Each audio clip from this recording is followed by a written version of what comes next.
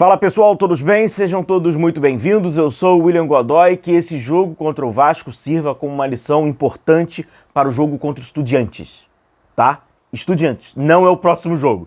O próximo jogo é contra o Independiente Medellín. Eu creio que tem um cenário diferente, mas contra o Estudiantes podemos ter um jogo parecido, tá bom? Então que a gente tenha como lição, não foi legal esse empate pro Flamengo com esse gosto de derrota, né? Tomando gol no final, num jogo que, na minha opinião...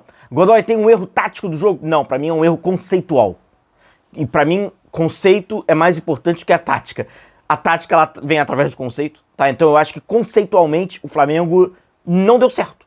Não deu certo. Errou conceitualmente? Não deu certo. Não deu certo. O erro é aquele. O conceito é aquele. Ele vai dar certo ou não. Errado ou certo já é um outro papo. Né? É outro papo. Então assim, na minha opinião, o conceito não foi legal. E pro jogo com os Estudiantes, talvez tenha uma semelhança. Antes de eu mostrar aqui algumas coisas pra vocês, a primeira coisa que eu quero mostrar pra vocês, aí sim, ela é uma questão tática do jogo, eu não entendi. É uma questão assim, de tu olhar e ficar incrédulo, né?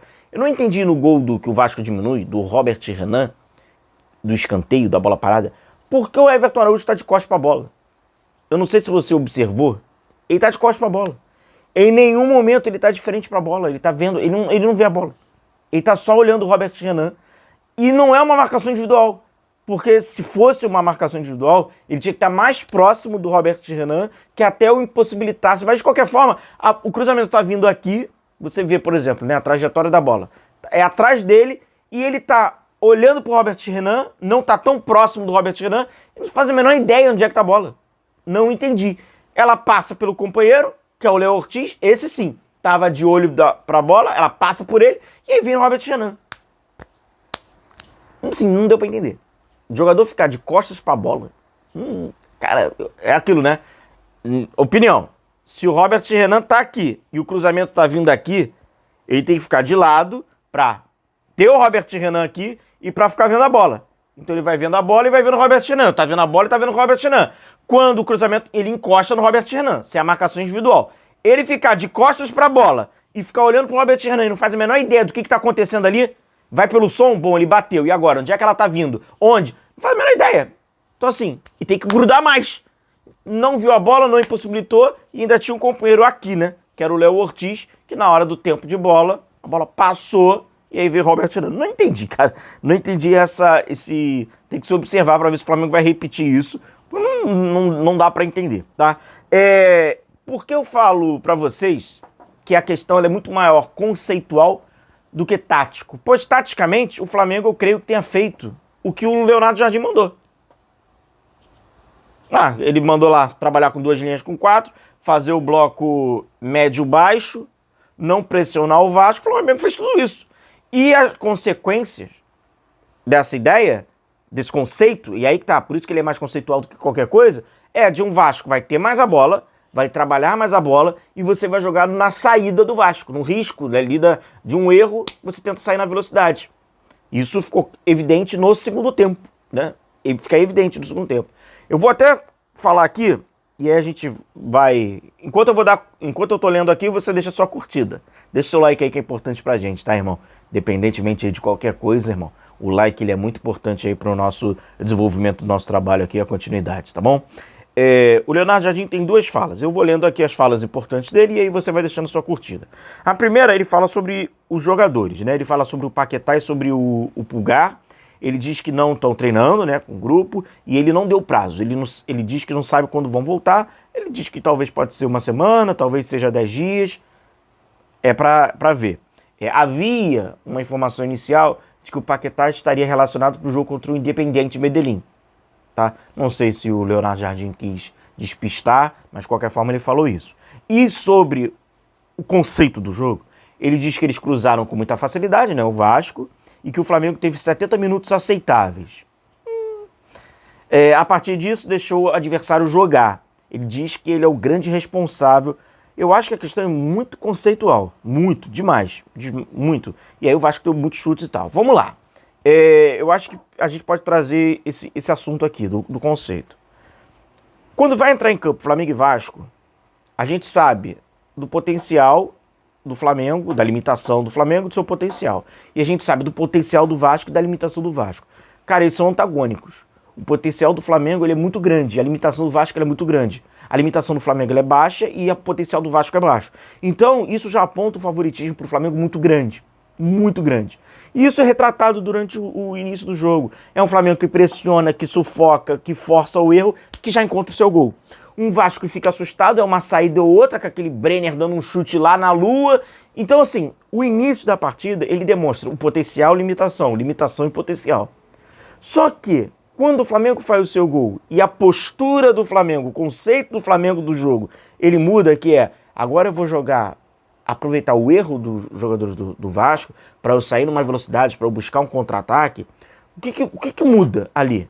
O potencial do Flamengo vira o potencial de saída de contra-ataque e a limitação do Vasco, que é uma limitação muito baixa, que para sair jogando é difícil, a criatividade é difícil, ter a bola é difícil, ela aumenta porque o Flamengo está dando campo para ele. Essa estratégia ela pode funcionar e ela já funcionou em vários jogos? Sim, só que nem sempre ela vai dar certo. Então é mais do que o certo ou errado. É quando vai funcionar e quando não vai funcionar. Emocionalmente, para esse jogo, eu acho que não foi legal. Porque deu ao Vasco o que ele queria, paz. O Vasco começa a ter paz no jogo. Para jogadores que são mais limitados, quanto menos tiver alguém lá apertando eles, é melhor.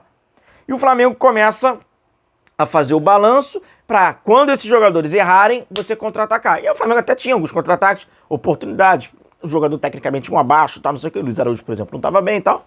E aí você tá nessa... Só que você, com esse conceito, você não está explorando o máximo do seu time. Você está explorando uma parte do jogo, que é a velocidade, para ter aquela verticalidade, para até aquela ligação. Eu acho que não funcionou. Não funcionou. Talvez contra o Estudiantes também não seja bom. Por quê? O que o Estudiantes quer? Espaço para pegar a bola e ficar alçando. Se o Flamengo ficar dando campo para o Estudiantes para querer aproveitar um erro do Estudiantes, vai acontecer a mesma coisa. Eles vão ficar alçando. E é por isso que o Vasco tem um monte de cruzamento, tem um monte de finalização. Tanto que no aspecto de finalização, o Vasco consegue ter 20 chutes. Talvez, se o Flamengo está pressionando o Vasco e conceitualmente ele está posicionado de uma forma diferente, o Vasco talvez teria metade desse chute. E aí a sua probabilidade de gol cairia pela metade também. Então, assim, eu acho que o conceito não foi o melhor. Nesse assunto, por exemplo, o Flamengo no segundo tempo, ele teve apenas 153 passes. Certo? É muito pouco. É muito pouco. Para um time que é mais qualificado tecnicamente, durante o jogo você pode trabalhar a parte do contra-atacar, a parte do controlar, a parte do segurar mais, a parte do atrair.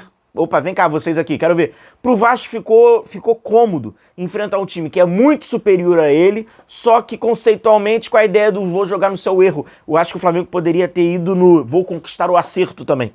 Então, por isso que é parte muito mais de conceito do que a parte tática. A parte tática vai trabalhar no 4-4-2, cada um marcando lá o seu. Então, assim, se você quiser fazer reduzir, vai reduzir demais o jogo para essa parte, tu não vai encontrar nada que... A questão, ela parte muito mais pro conceitual na minha concepção. Até nessa linha aqui do tempo, né, que eles acabam fazendo, né, um aplicativo, e você trabalha, você percebe nitidamente Flamengo, Vasco, Flamengo, Vasco, Flamengo, Vasco. Essa rotação, né, Flamengo, Vasco, dá confiança também para o adversário. Poderia ser muito mais. Flamengo, vai ter o lance do Vasco, Flamengo e Vasco, para você criar aquela sensação de impotência. Eu acho que a forma com que o Flamengo trabalhou no bote, o Flamengo quis jogar no bote, ele deixou o Vasco muito vivo na partida. Muito vivo. E talvez desnecessariamente tão vivo quanto o Flamengo deixou. E além disso, tem uma questão do hoje, do jogo, do que está acontecendo.